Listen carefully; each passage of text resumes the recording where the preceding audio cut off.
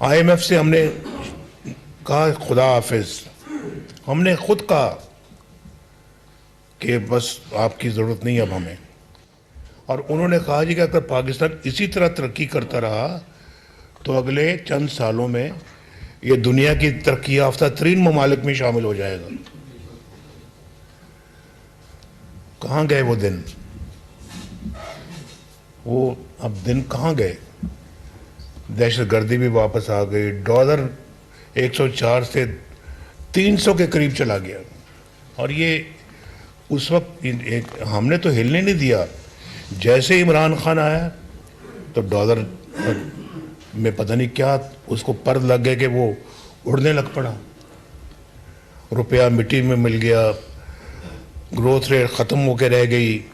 IMF अपनी शर्तों पे आया, दोबारा उसको लाया उन्होंने।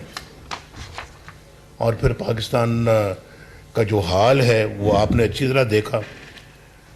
आपने खुद अपनी महंगाई आसमान को छूने लगी। हमारे ज़माने में 10-10 रुपए सब्जियां बिकती थीं, दालें सस्ती थीं, आटा सस्ता था, 4 रुपए की रोटी आज 20 रुपए की।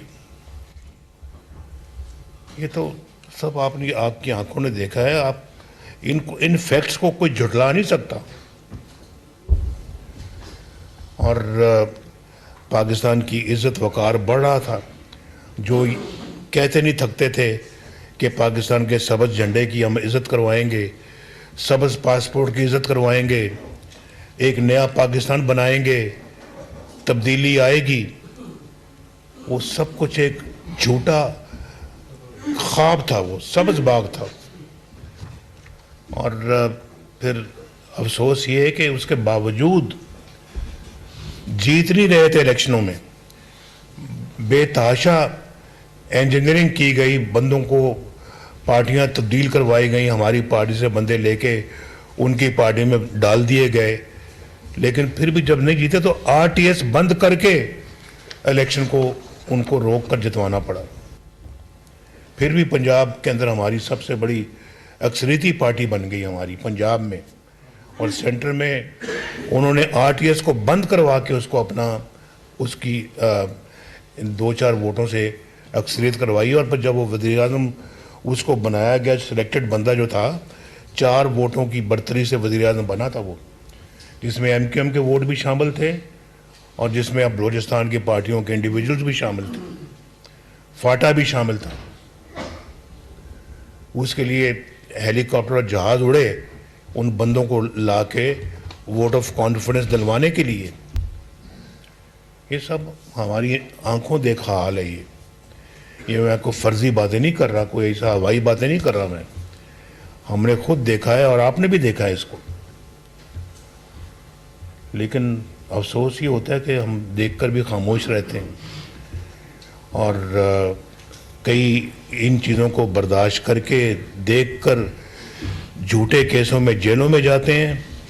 और फिर हमारे कई लोग बस अफसोस दिल में करते हैं। कुरान पाक में कहा है कि जो ईमान की वो कि जिसमें सबसे अच्छी तो ये है कि आप आगे बढ़ के बुराई देखो तो आगे बढ़कर हाथ से रोको। तो नहीं रुकती तो कम से कम ज़ुबान से रोको। अगर ज़ुबान से भी नहीं रुकती तो फिर दिल में कम से कम बुरा जान होती है। आखिरी फॉर्म है अपना बुराई को बुरा कहने की। तो हमने तो आखिरी जो फॉर्म है ना उसको चुना हमने। अगर बुराई को अगर आप देख रहे थे तो हाथ बढ़ के रोकते तो शायद हमारे मुल्क का ये असर ना होता। और ये हम पिछले 70-75 सालों से ये तमाशा देख रहे हैं। आइन टूटता है तो जजेस आगे बढ़ के हार पहनाते हैं आइन तोड़ने वाले को, उसको अपना लेजिटिमेसी भी देते हैं। उसको कहते हैं 3 साल तुम आइन के साथ जो मर्जी सलूक करो, 3 साल की इजाज़त है। हमने खुद ये फैसले होते देखे हैं,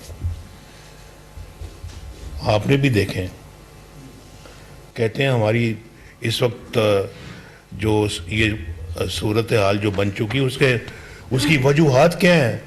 भाई ये हैं वजूहात, ये है वजूहात। आइन को हम खुद तोड़वाते हैं उसके ऊपर मोहर लगाते हैं और फिर उसके बाद पार्लियामेंट टूटती है तो कहने के बिल्कुल ठीक हुआ है। वज़ीर आज़म को जेल डालते हैं, बिल्कुल ठीक हुआ है जी। बेटे से तनख्वाह न ली, इसको निकाल दिया, बिल्कुल सही किया है।